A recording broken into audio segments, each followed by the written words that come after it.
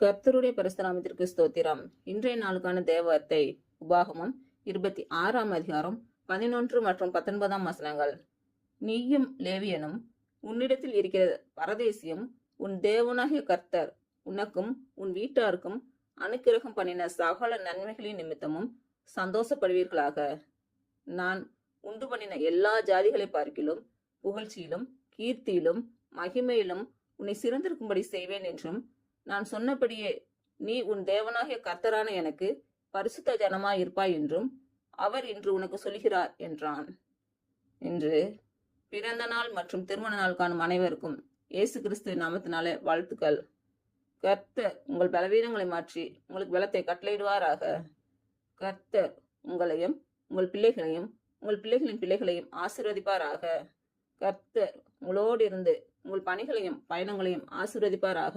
ஆமென்.